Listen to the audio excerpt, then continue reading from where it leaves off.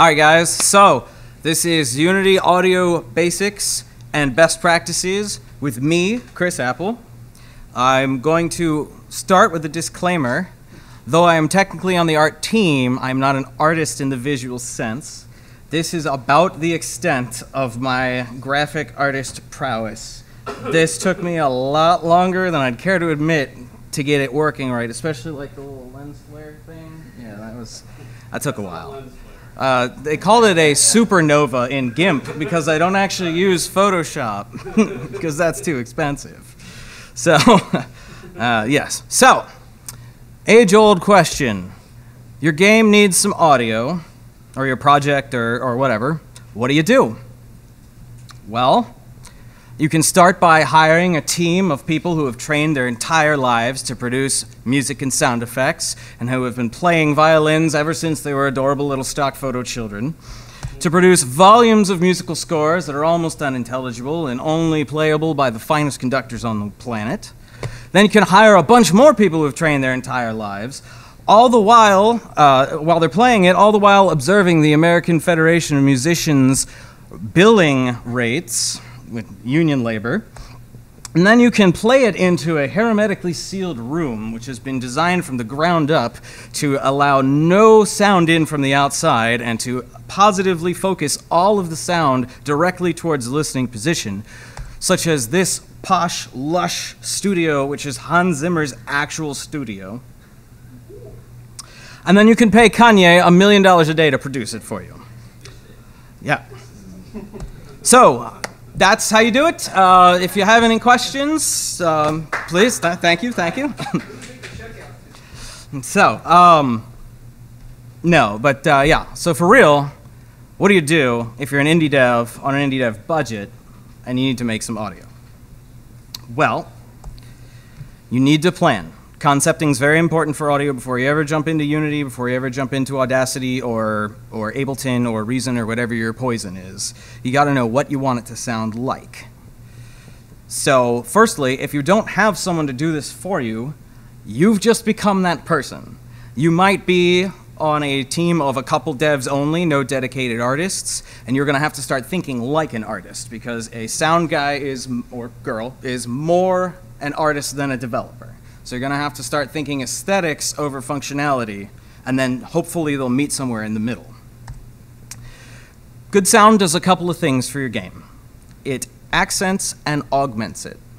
So a lot of times in the studio we'll listen or we'll watch some full motion video that we've just rendered out, and we'll make sound effects with our mouths, or we'll talk about how much it needs sound effects. You can get the same experience by listening to an action movie without a soundtrack. Just mute the volume and feel how much it's lacking. So it gives a visceral quality, it gives a tactile quality, adds a lot of texture to your graphics. It also adds meaning. You don't have to be literal. So not every object in that visual has to sound the way it does in real life. You can use a lot of creative liberty. You can bring in musical elements. You can bring in stuff that it wouldn't at all sound like in real life, but maybe it evokes the sound of another object. Maybe you want to draw an audio metaphor between the hero character and, I don't know, any sound, like the sound of a bell or the sound of a crow. Maybe you want that connection there even though it's totally unrealistic. And finally, audio also creates dramatic tension on large and small scales. So it's pretty obvious what music does to create dramatic tension. You know, it takes you up, takes you down. You have the tense vibrato strings or tremolo strings when the murderer's in the room behind the hero, and then it resolves when, you know, he gets punched in the face. But it also creates tension on a much smaller micro scale, just with small accents of sound. So there's a general shape to most sounds. So it starts at a certain level, it builds to tension, and it resolves. And this can be over the space of a second or half a second.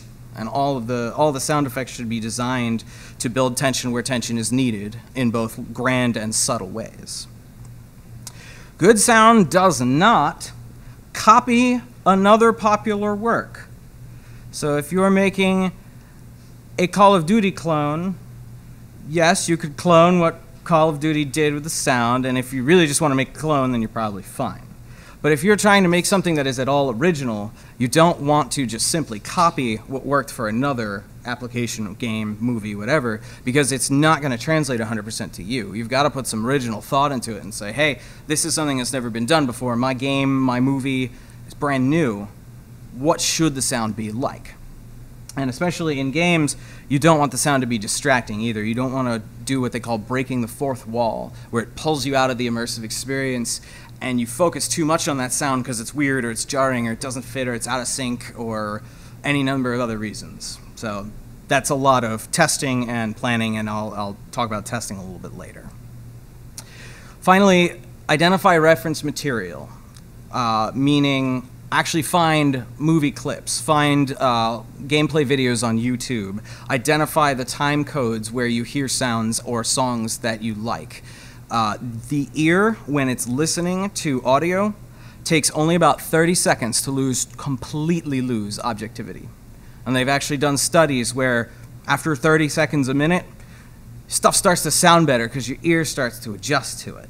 But that doesn't mean it is better, it just means that you're used to it sounding bad. So, it helps to jump back to the reference material. Did I really get the sound I was looking for, or have I been led astray because I've been working on it for 4 hours? And especially those of you who may work for other clients, when they say they want a song or a sound and they start using words to describe what they want, you stop them right there, because words do not work very well to describe songs. What's shimmery and adventurous to me is different than what's shimmery and adventurous to you, to you, to you, to you.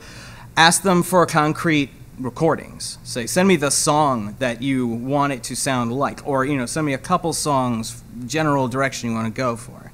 That's far more effective than trying to use words to describe music. It just doesn't work that way. So those are aesthetic goals. It also helps to have design goals too. So you should ideally plan for audio development when you're planning for all the other development in pre-production before you start really slogging away at the code. A lot of games use interactive audio today. There's going to be memory overhead and CPU overhead for audio. You should plan for that from the start rather than being stuck later with too much memory or slow performance. And plan for the interactive functionality as well. Do you want music that reacts to what the character does? Do you want audio that changes pitch or volume based on some other value in the world that you're sampling? The more you plan that ahead of time, the better. There are some third-party audio managers available to Unity that can really help you with this. They really nail down a lot of the common functionality that you're looking for. Clockstone Audio Toolkit's what we use here at work. Unity 5 is actually going to introduce some of those managing stuff natively, but until that comes out, we're pretty reliant on third-party plugins. Clockstone will let you do all the basic stuff like set up looping bins. You can tell a song to have an introduction and a main loop, and it'll play through the intro once and loop the main body. You can have a bin of sound effects that are chosen randomly. So when you punch a guy, it's not always the same punch every time. It cycles through 2 or 3 randomly. You can do sort of basic stuff like that. You can set volumes. You can set like a maximum frequency so that if somebody pushes the button too fast, it doesn't play a million of those sounds. A lot of cool stuff in there that I'll show you a little bit later in a demo. And finally, look for references for this too. Look at what other games have done with interactive audio. Interactive audio is the future. It's not going away, and it's really, really, really cool, and you'll get brownie points for doing it. And I think all games should have it. Maybe not Flash games. So I wanted to go over some examples of audio, some references that I think are really iconic, I think really stand out for a couple different reasons that I want to explain. First on the list is Mega Man. So I don't know how many of you have played it. I grew up with it. It's a big reason why I got into game audio in the first place. I'm going to play the title theme for you from Mega Man 3.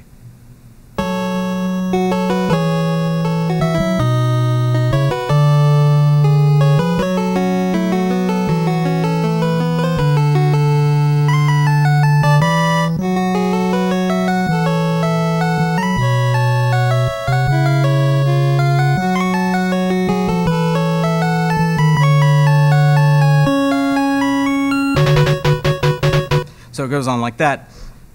I don't know about you guys, but I feel like the music almost belies the art style. We have kind of a cartoony art style here. It's like funny, it's silly. If you read the manual for Mega Man and its sequels, you don't get a whole lot of the gravitas that's in that music. It just says, oh, the world's in trouble and Mega Man the robot is going to go save it and everything will be fine. But the music tells an entirely different story. The music is drawn out and somber, and it doesn't seem to fit. And I've always believed that it is painting beyond the edges of the video game screen.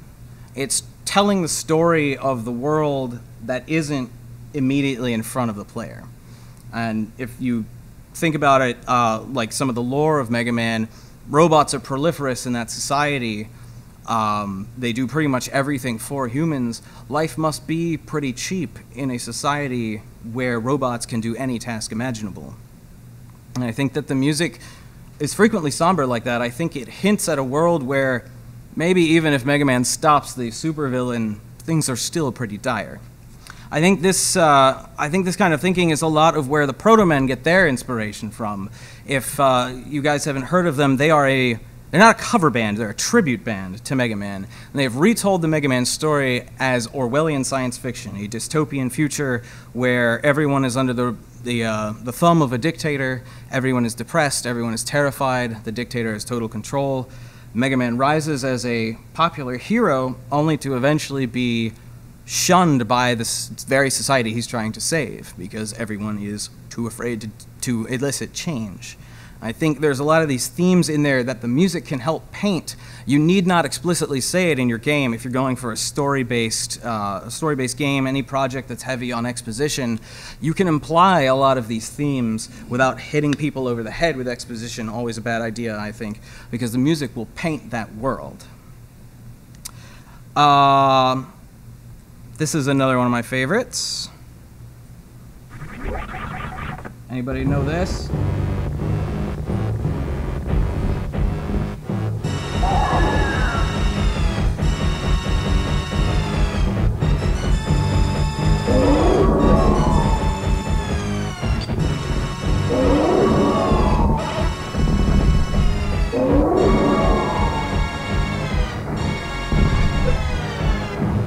All right, so for those of you who are not familiar with it, probably hokey and silly, right? But for those of you who grew up playing Super Metroid, that's like memories right there. That's like, I love the audio really adds to the, I guess, the gravitas or the weight of that scene. You've got this powerful lumbering theme, which is in 7/8. So it's bum, bum, bum, bum, bum. It's got like a limp to it. It's not an even meter. And it really sort of establishes Mother Brain as this colossus and very dire, very intense scene. What else we got? How many people are Serious Sam fans? All right, so what sound do you not want to hear in Serious Sam?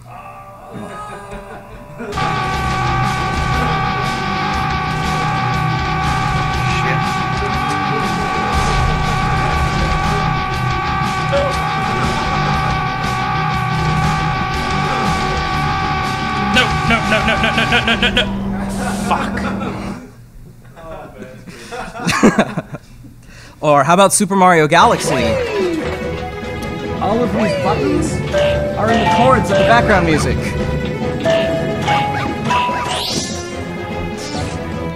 You wouldn't even notice it right away.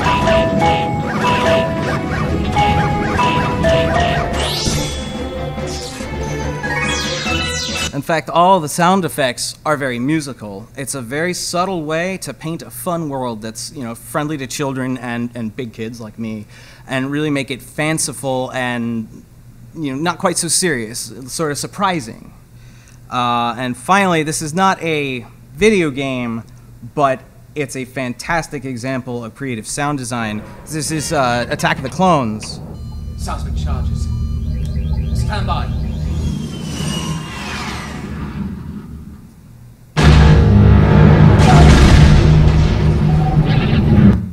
Talk about dramatic tension. When that bomb goes off and you hear nothing, there's a big disconnect in your brain. Like, what does that mean? Why didn't this explode? And I don't know about you guys, but for me, that's a very deafening silence. Like, it adds this I don't know, this feeling of tension to me that can really, it's really creative and fun and unexpected.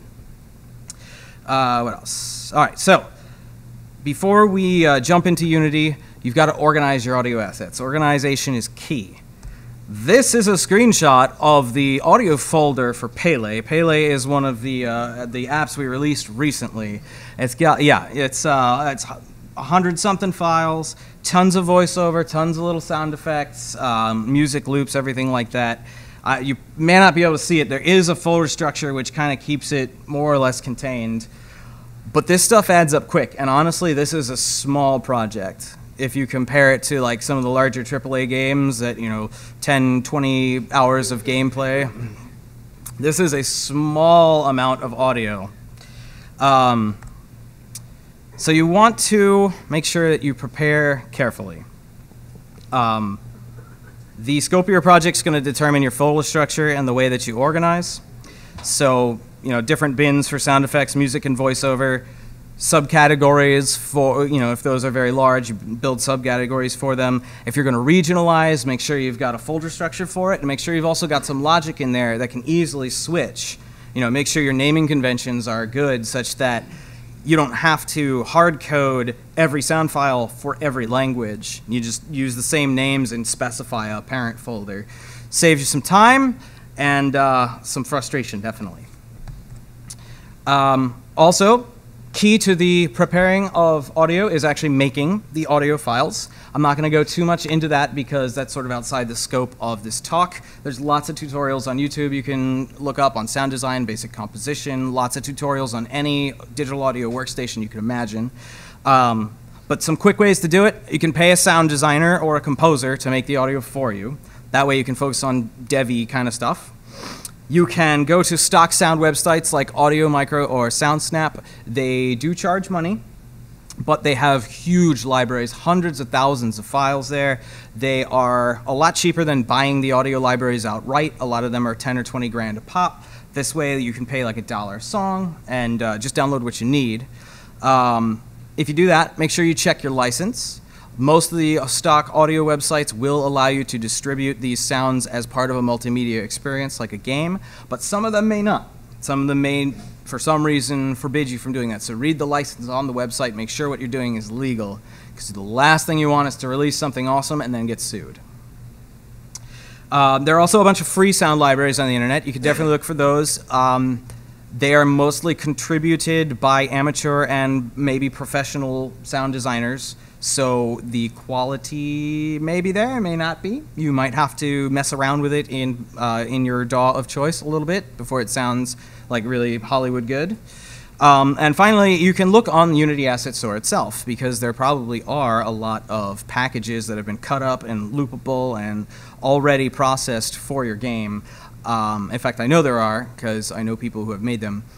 So you can look into that. The pricing will vary based on the quality and quantity of content, but maybe there's something there for you. Next, you want to optimize the data you put in. So audio data is disk space, it's RAM. If you have an unoptimized file, you're eating up more RAM than you need to, and RAM's always at a premium for the awesome stuff like render textures and other things. So obvious, but maybe bears repeating, trim data at the beginning and end of your audio files. I did this in Sony SoundForge, but it's virtually identical to Audacity, which is free. You can do all the same things in Audacity. You don't need to pay any money. And by the way, all of the Unity stuff I'm talking about will work with Unity free as well, so you don't need a pro license to make it happen. Even though it's blank, it's taking up space on the hard drive, so get rid of it. The one exception to this rule: you want to allow for 100 milliseconds of silence before your audio file begins. Now, this is a really, really quick sound, so 100 milliseconds is longer than the sound itself. The reason for this, when you use MP3 compression, which if you're developing for iOS, you must in Unity. If you're developing for anything else, I think you can get away with another form of compression. MP3 compression will blank out the first 50 to 100 milliseconds of audio. It has to do with the way the codec works. It creates little snapshots of audio and crossfades between them really quickly. So if you have data in the very first millisecond of your audio file, it's going to silence it and crossfade into it. So if you have an impulse like this, it's going to mute it to almost zero. It'll be inaudible. You also want to normalize your files. You can see there's on the left here. Can you see the mouse cursor? Can you guys see that? Yep. Yeah, okay, cool. So on the left here, there is a lot of headroom, what audio engineers call headroom, but basically blank space above and below the WAV file. On the right-hand side, I have trimmed that down to almost nothing. It's almost maximum. And the reason for this is Unity is really, really good at decreasing the volume of WAV files. You cannot increase it beyond 100%. So you always want it to be as loud as possible, and then you just drag it down in Unity until it's the volume you want. But if you need to increase it and it's already at 100%, it means coming back out into your audio software, applying the normalization or volume maximization on it, and then dumping back in. It's a lot of work. Easier just to normalize or peak limit to negative 0.2 right off the bat. I usually don't do -0 exactly because some audio software will interpret that as a glitch. So yeah. -0.2 is good, so people do 0.5.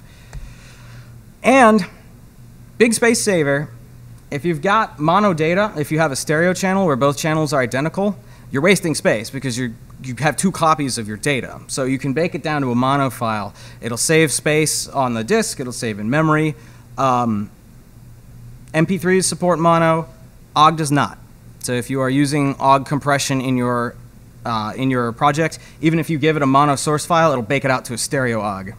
It's what it does. Who knows what this is? Anybody?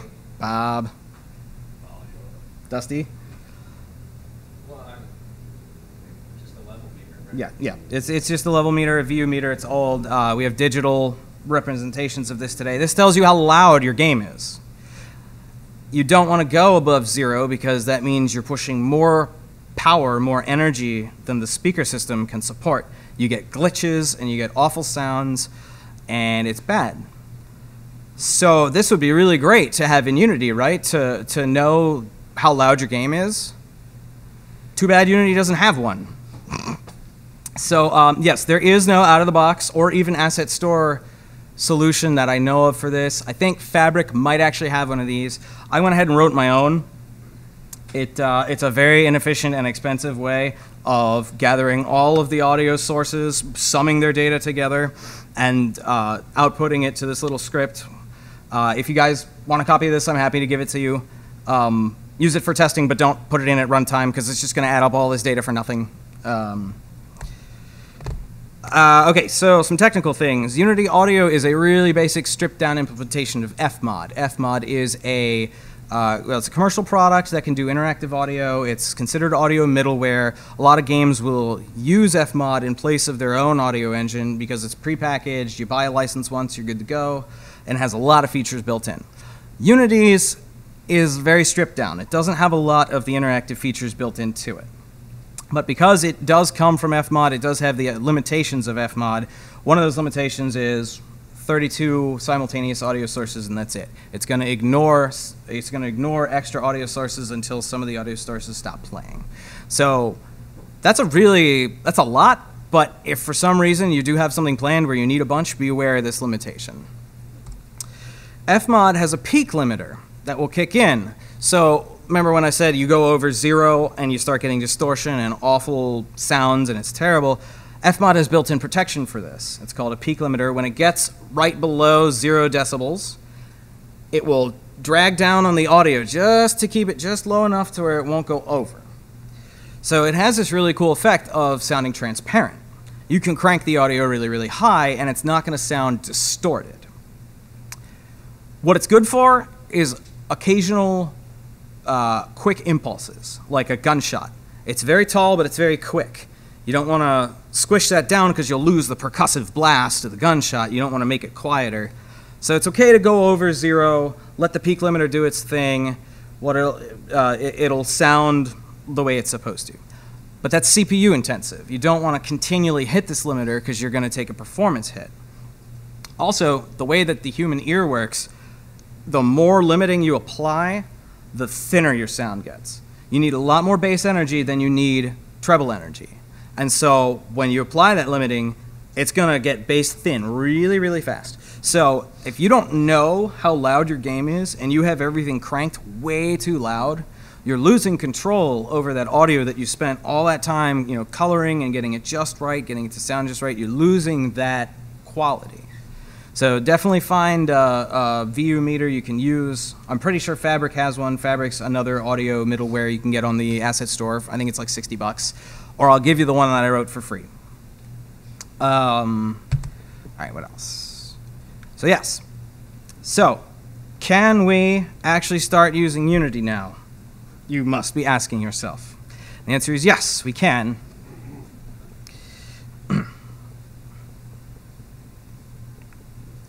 So there are a couple of peculiarities that you might encounter when you're importing audio. It's important to get these hammered out because they will, it will help you optimize, it will help your sound remain good. All right, so here's a basic project. I have pretty much nothing in it. I've created an empty asset folder here called audio. And I'm going to go into this folder on my desktop that I made for this presentation. I'm just going to import a couple sounds. So I've got like a couple laser sounds that I want to do. So it's really easy to import them. You just drag them into the folder you want, and bam, there they are. So I've got like impact laser. Make sure it's not too loud for you guys. Yeah, so I've got that. That's kind of cool. Like a power-up sound. And like a laser hit sound. So yeah, so there's a little play button right down here, and then there's a bunch of audio settings up here. So the first thing you want to check out is, hey, what format am I in? Wave is, we talk about compression. Compression applies a file size reduction algorithm to the sound. It can help you get a lot more sounds into memory at once. But it is what we call a lossy process, which means it is changing the sound. The heavier you compress that, the smaller you get that file, the lossier it gets, the more the sound will become distorted and change. So you want to use it like salt in good cooking, sparingly. They say in the Unity docs that smaller files can remain as waves. There's not a lot of file size gain for converting a 100 kilobyte wave into a 10 kilobyte MP3 file. I go ahead and convert them anyway. Why not? If you start to see a performance spike because it's decoding all these MP3s, then you can look at converting them back, but I've never seen that. So we're going to go into Ogg Vorbis here. That will enable the compression on this sound. The next is this little checkbox here called 3D sound. This is enabled by default. I don't know why. That makes no sense.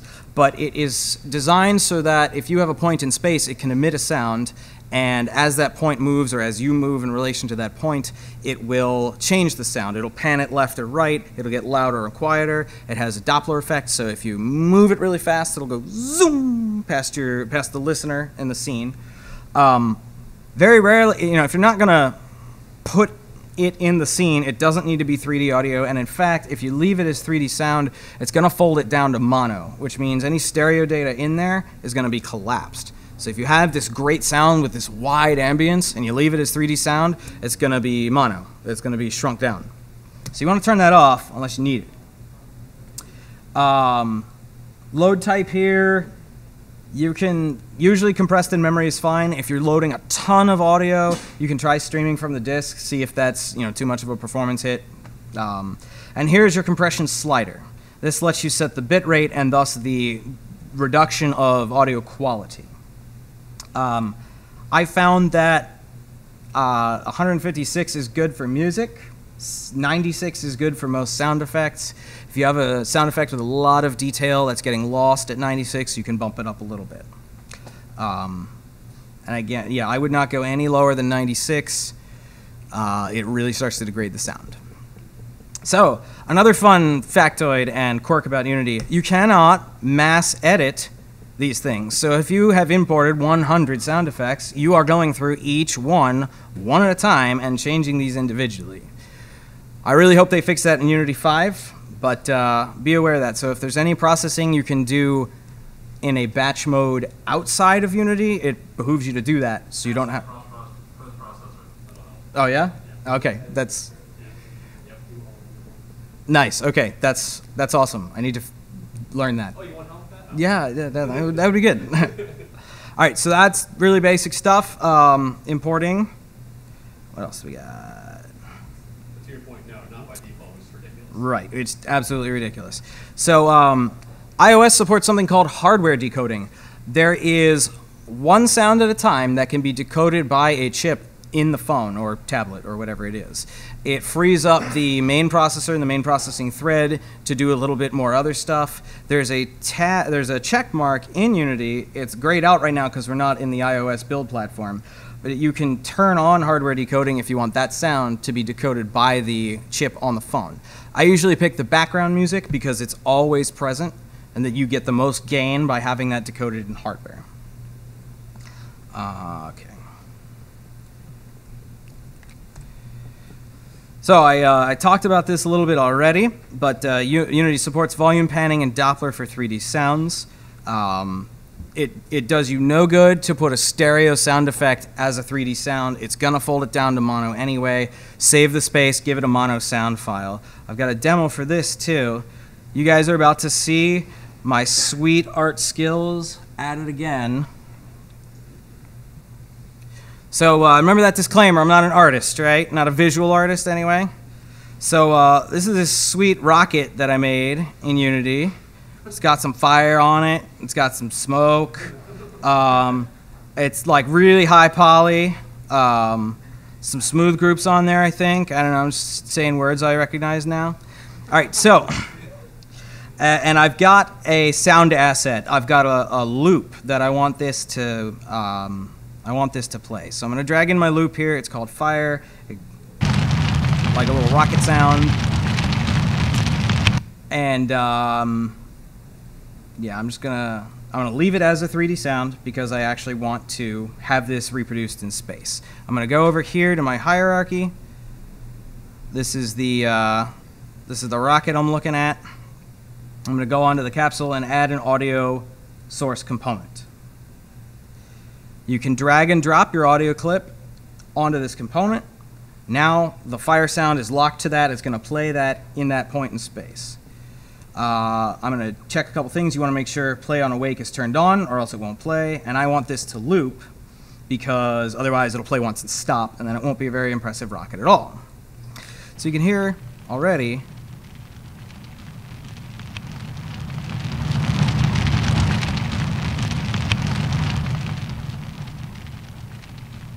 gets louder, quieter. You can control a lot of how it scales the audio. I'm gonna come in here a little bit. You get min distance and max distance, so you can see these spheres getting bigger as I change the number. This sets the sphere where it'll be full volume all the time. That's your minimum distance, and then you can set your maximum distance where you won't hear anything after that. 500 is a bit much. More like 50 or 100 is good, depending on your application. You can see already that's a pretty huge sphere of influence just with 50. And you can also control your roll-off. Depending on what you are looking for, a linear roll-off will scale the audio more smoothly. As you step away, its volume will decrease in a linear manner. If you pick logarithmic, it's actually more true to real life. Things do decrease in volume exponentially as you step away from them, but it may be a little too realistic for a game. It may make that sound inaudible above all the other stuff that's going on in your scene. So now I've got a little bit stronger. Also, if you see on the right over here, it will show you how far away your audio listener is and at what point on the curve you're on. So you can check, hey, am I ever maxing this out? Am I ever minning this out? So it's probably a little too strong right now. It sounds a little unrealistically loud. So we can scale it down to 20 or something.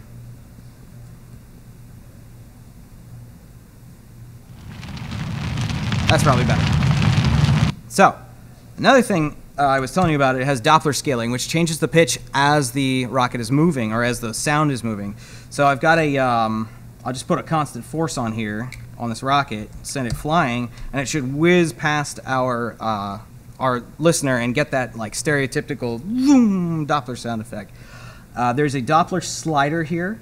I'm going to strongly accentuate it, make it hyper realistic so that you guys can hear it a little bit better. And you hear as it go by, you get that, and that rocket's just going to go off into infinity. So yeah, okay, so that's that.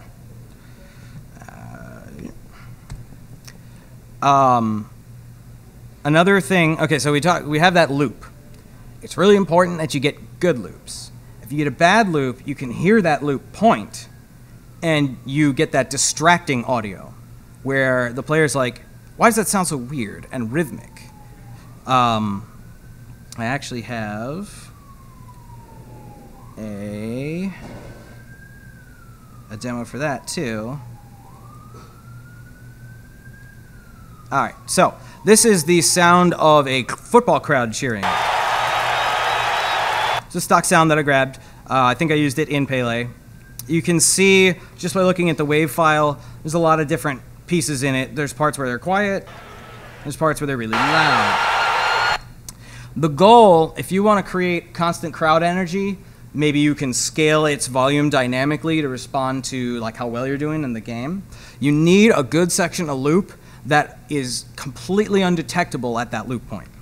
So if you grab too short of a loop, you can hear that rhythmic quality to it. It's a dead giveaway you didn't make a good loop. If the beginning and the end of that loop don't have similar volume levels, it's also going to be a dead giveaway. You don't want that going on while someone's trying to focus on your game. That's too distracting. Even in areas where the sound appears to be of similar volume, you can still get like a hiccup.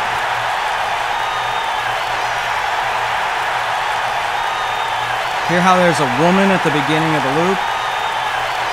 She goes, "Hello." You won't notice that the first 100 times this loops, and then the next 100 you will, and you will grow to hate it, and hate it, and hate it, and they will want to put your game down because you didn't make a good seamless loop. So I have cheated a little bit. I have already determined what markers I need to get a good seamless loop. Make sure I got that right. As you can see, it requires sample accuracy.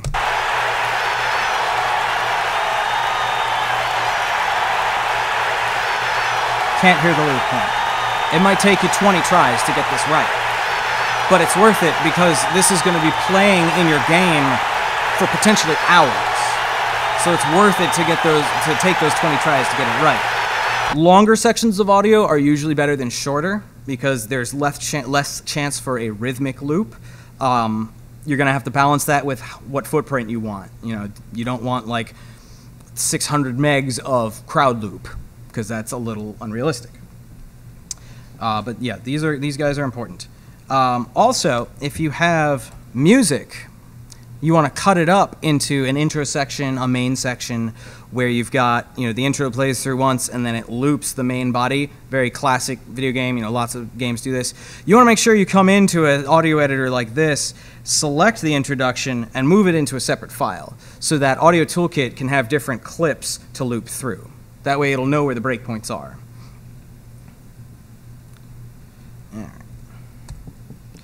All right, so yes, we can use Unity now. So I wanted to show you guys some of this audio middleware I was talking about because it really helps take some of the tedious like repetitive stuff off your plate. So here I have the basic audio controller. There's a lot of settings. Not all of them are immediately relevant. You can use this little lock icon up here, which is called Inspector Lock. That will keep the properties for the audio controller up, even if you click off and browse other objects. What this allows you to do... What's up, buddy? Real quick, just let me know there's a free version, too, for this. There's a free audio toolkit? There is. No Yeah, kidding. a free version, yeah. Okay, sweet. Even better. What this lets you do is select one or more audio clips and import them. So I'm going to create a parent category, lasers, and I'm going to click this button right here, add selected audio clips. This is going to create one entry for each audio clip with a bunch of default settings. I can come back on to my audio controller now, release the inspector lock, and I can come in here and start editing. You can change volume with these sliders right here. You can change minimum time between play so that if you're spamming the fire key and you don't want a million instances of this laser sound to happen, you can say only play 10 a second, or only play 5 a second, or only play 1 a second. You can also set a max instance count. I don't care how fast you go, but I only ever want 10 in the scene, or I only ever want 3 in the scene. You can do that. You can set all sorts of things like delay. You can set panning, which is left-right. You can even change its pitch, which will make it sound higher or lower. And not only can you do this in the inspector here, but you can do it procedurally with code. All of these are every audio object is a public variable. You can access it, all of its properties. What else did I want to say? Yeah, so that's basically it. When you want to play these, there's a singleton audio controller. You don't need to reference it or include it. It's just already there in all of your code. You just say audiocontroller.play, and you type in the unique name you gave it, which is right here. So impact laser in this case. Is it a game object that thing sits on? Sorry? Is that a game object that thing sits on? Yeah, it's sitting in the main scene right here. Where do they? So it has to be in the scene to play. Has to be in the scene to play. I don't think you could do it from a prefab. I think it has to be in the scene. It's pretty cool. All right, what else?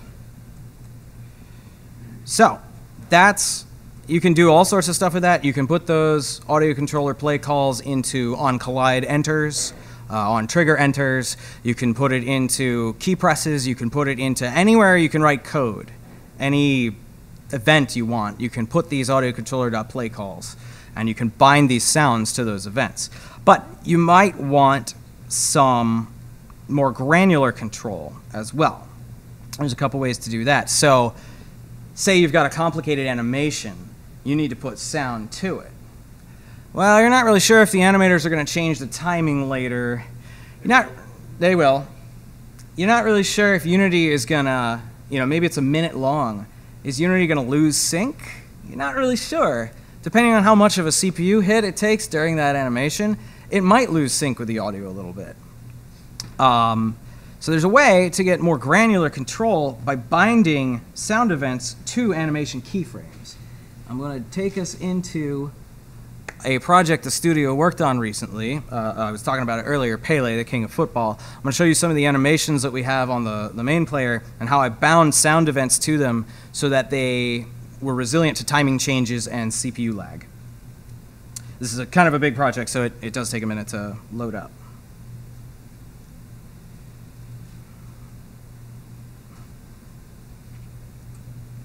The examples I'm going to show you are using the old animation editor in Window and animations, but the same thing is achievable in Mechanim.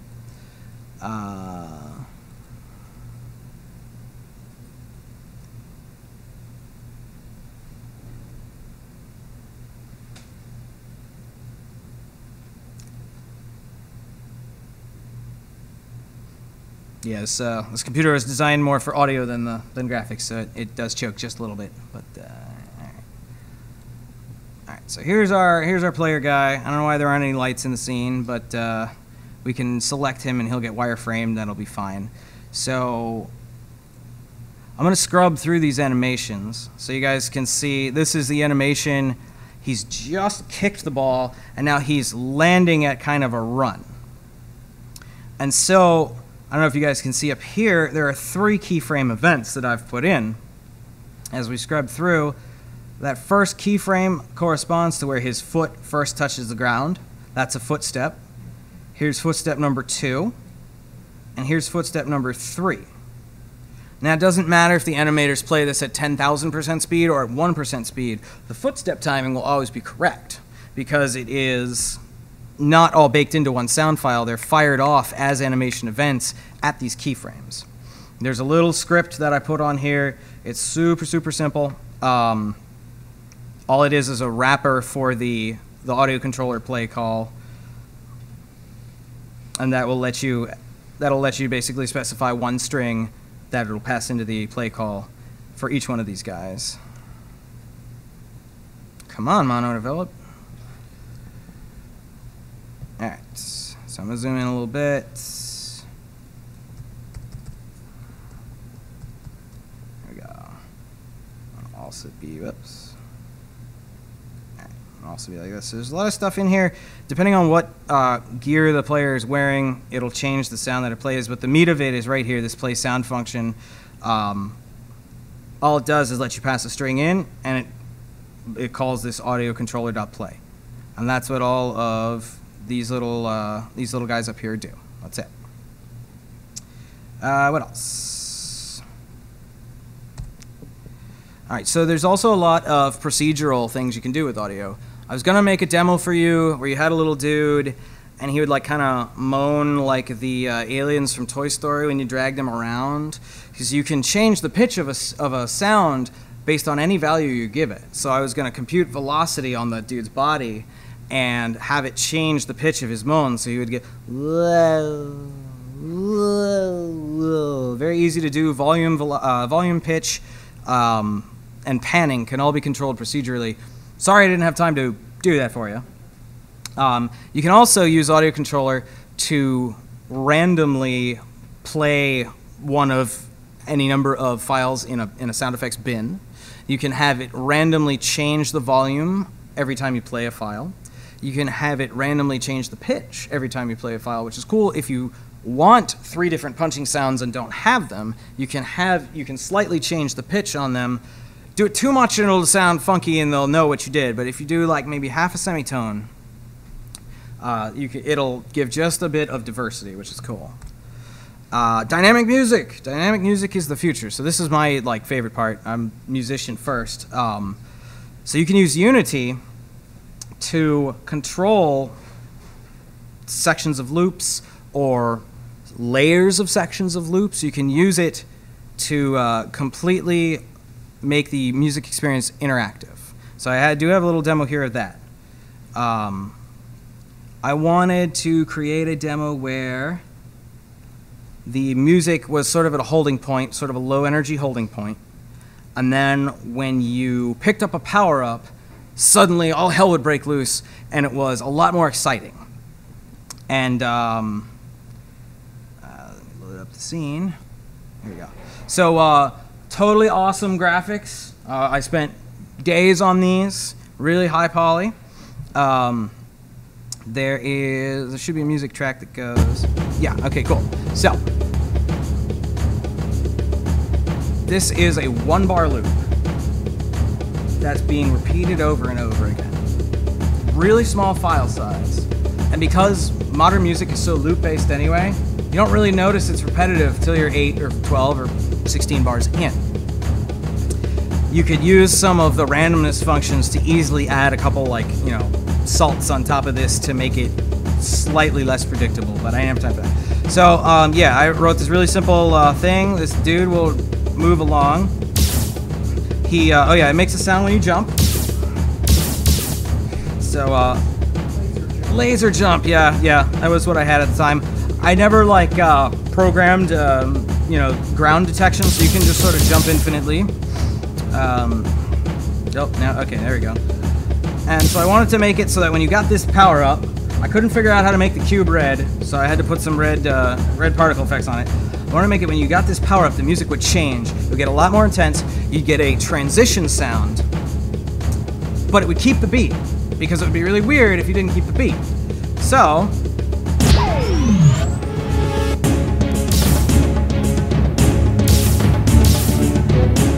and I did it.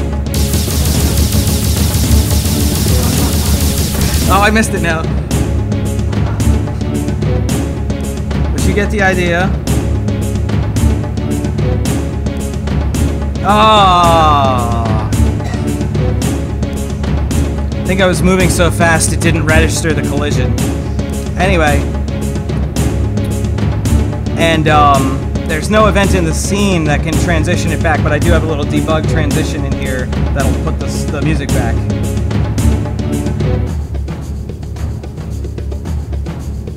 So first of all, you get a really robust musical experience that could last a minute or two with literally 4 seconds of audio. So you save a lot on space with the expense of CPU time and memory. But also you get an musical experience that reacts to what you do. It makes the game a lot more personal. It makes the game a lot more engaging and surprising, because we all use the music to tell when the bad guy is coming, right? I mean, that's a staple for games. So it really tailors the experience to you, and it's unexpected. It really blurs the lines between games and movies, where the score is so precisely tailored to the action that everything has this really cool flow to it. I have code for this if you're interested. It's super, super sloppy code because I was like writing it at the last possible second. But basically what it does is it keeps track of this audio object, which is my 1-bar loop, and as soon as it detects that that audio object is not playing anymore, it'll play it again. And it reacts. It has these functions called transition that react to changes in the gameplay that will fire off special events like playing the little horn stab and switching the loop from the low energy version to the high energy version. Now this could all be cleaned up. It could have events and listen to events and stuff like that. But I was doing it really fast. Just wanted to get a basic thing going on. But yeah, that's just the very start of what you could do with Unity. You could have the music respond to scalar values you give it. You could make tracks fade in and fade out based on what's on the screen or the value of your health or anything like that. You could do anything with Unity, which is really cool. And you can do it all in C#. You don't have to get into the Fmod implementation. Okay, no, all right, so last part, important part, testing. I know you're like, okay, the audio's in there, I heard it, what's there to test? Well, there's actually a lot to test. A lot of us are probably listening in editor to our music and sound on these awesome speakers or on awesome headphones like this. Your client is listening to it on this tiny little thing. The iPhone speaker is about the size of the head of this thumbtack. There's a big difference between the way things sound on the iPhone and on a nice pair of headphones. If you've ever heard a movie on a nice system and then brought it over to the iPad and it sounded really similar, that was no accident. An audio engineer took a lot of time to make sure that it sounded good everywhere. As a developer or producer, you need to do the same. You need to make your experience good for everybody. So you definitely want to test on the platform you're releasing on. If you're releasing on mobile, test the sound on mobile, both headphones and on the device speaker. If you're releasing on PC, test with some nice speakers, test with some horrible speakers. Test with the little speaker built into the cheap, like, $500 PC that could never hope to run your game anyway. Always assume the worst listening environment and see what happens. I generally assume that no one will wear headphones for a mobile game, even if there's an on-screen message asking you to do so. Some games actually have that. They'll say, hey, our audio is awesome. I wish you could hear it. Plug your headphones in. I assume that 95% of people will ignore those messages. I also assume that everyone owns the worst speakers on the planet. They own the 1995 beige computer show and sale computer speakers. One element has been blown out for a decade, and they're both sitting up on the shelf pointing away from the person. But they think the speakers sound good because, oh, well, I heard dubstep on them, and that sounds fine. So test in these situations. Mobile games have to be mono-compatible. What happens is you have all this wonderful stereo data, and when you're listening to it on the device speaker, there's only one device speaker. It's going to do a software fold down to mono.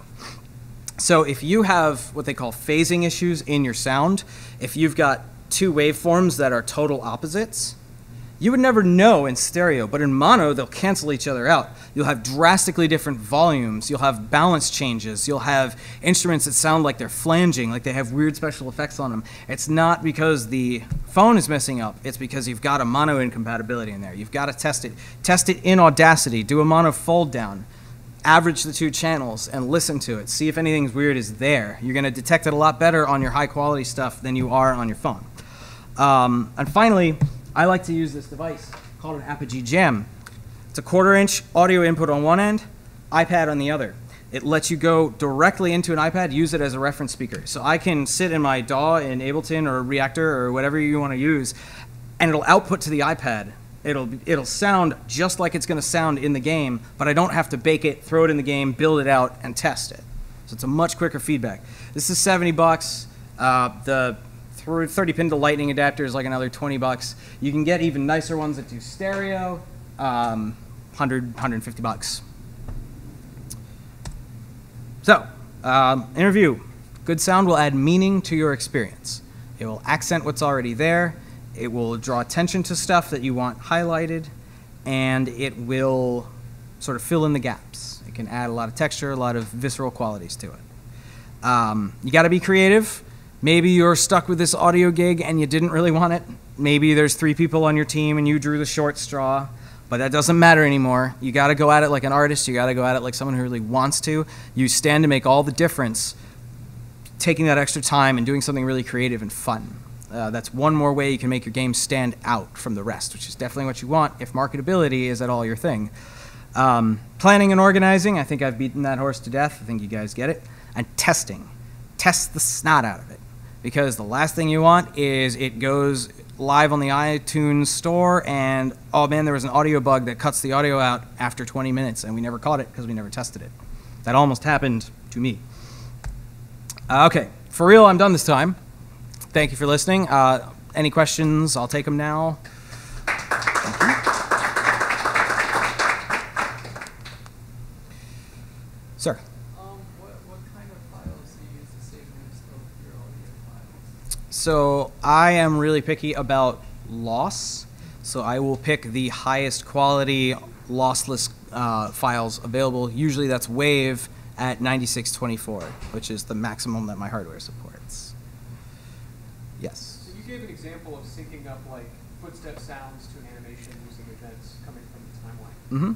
How would you sync up like a 3-minute piece of dialogue with a character under the same constraints? So if you're worried about it, desyncing because of lag or whatever, what are some common ways that you can ensure that the mouth movements match? I would probably find natural breaks in the speech and break them into separate audio files, maybe 15 seconds at a stretch. That'll minimize the amount of lag, and then just test it. And if there's really some kind of performance hit in there that's still introducing the lag, break it down even smaller, or optimize so that that doesn't happen. There are ways to sync an animation to a sound clip. There's something that Adam was using. I can't remember the name. I think it's called Face Studio, but it will do phoneme detection in your audio and sync the lips on a human character to the audio. Face effects. Thank you. That's exactly what it is. Yeah. So you could try that too. But again, if lag is an issue, then it's still gonna fall out of sync. Sir. I saw a mix of 44.1 and 48 kilohertz sample rates. Is there one that you lean more toward? Yes. So I almost always use 48 kilohertz. The 44 ones you saw were probably the sounds that I pulled from a stock library and was too rushed to resample them. The maximum the maximum sample rate that iPhone, Android, and PC and Mac supports is 48. So that gives you the highest quality while maintaining total compatibility. In fact, a lot of laptops, cheaper ones, do not support 44.1. They upsample to 48, but they don't resample. So they just play the sound a little bit faster. Very frustrating. So yeah, 48 is the best for compatibility. When you get up to 96, most consumer-grade gear cannot play it. Sir? I've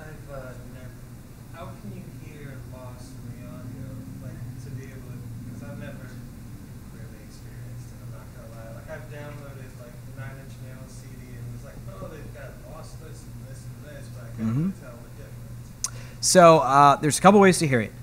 The better your listening gear is, the more you're going to notice it. But a lot of MP3 downloads nowadays come at a really high bit rate, which is good.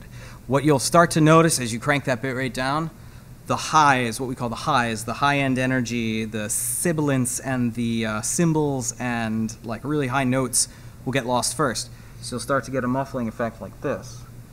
And as it gets worse and worse, you'll start to hear these jingles, like they sound like little bells ringing. I don't know if anybody did like MP3 encoding way back in the day, but there's this characteristic jangle when you get like down below a certain bit rate in these MP3s, and it just sounds like little twinkling bells. Kind of like a warble. Yeah. Or like underwater timing.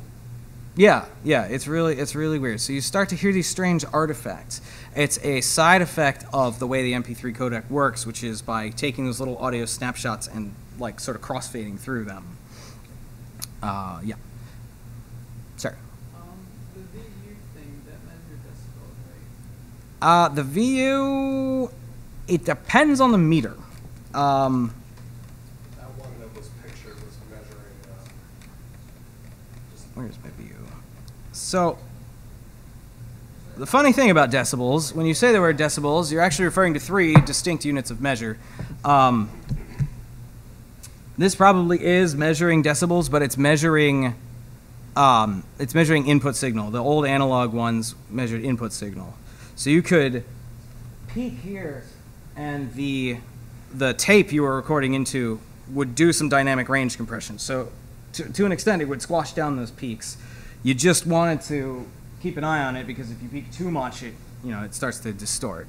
I was wondering, because I was told to record at -6 to -12, and I'm wondering if that's different in game design. Right. So again, the decibels refer to 3 different things. So if you're referring to DBFS, which is these guys, this is DBFS.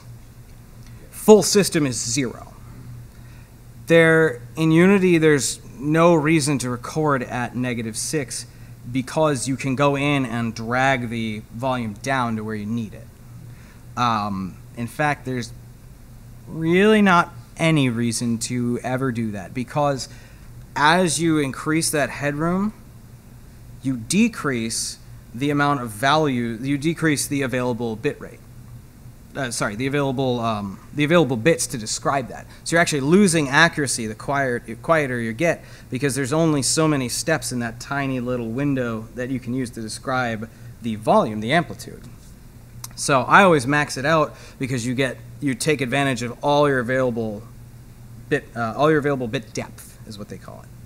So it's sort of like somebody gives you a nice big bucket, and you put a styrofoam cup in that bucket and just fill the styrofoam cup.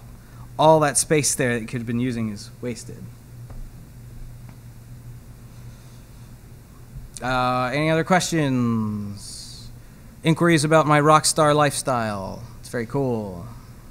On an average day, how many dishes do you see rock songs? Sorry? Never mind, that's a dumb joke. Okay, well, sir.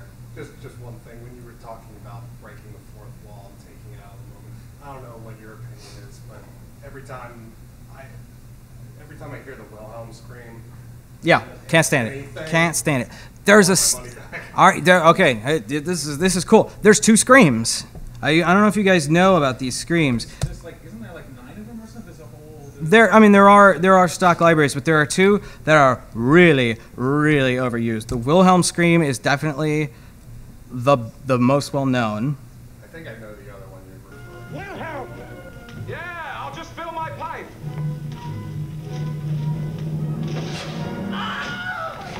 So, if you actually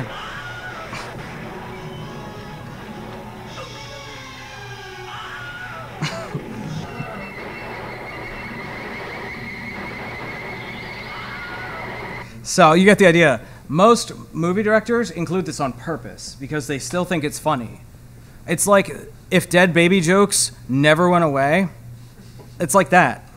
And if you listen, you usually hear them 2 to 3 times. They're even in The Hobbit. I heard them in The Hobbit, like once within 5 minutes of each other. Yeah, I heard that, I guess the original sound editor who recorded or sampled that, like put it in all of his films, and then I guess, I don't know, it became a tradition. Yeah, Hollywood to include it. Became, yeah, and it definitely is now. So now there's the second scream.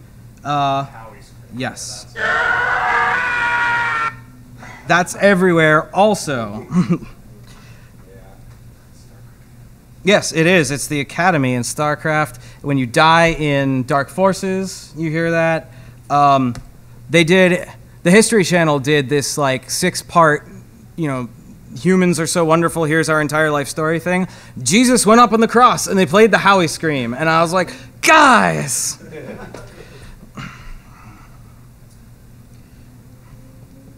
Anyway, so that's that. Okay. If there aren't any more questions, good to go.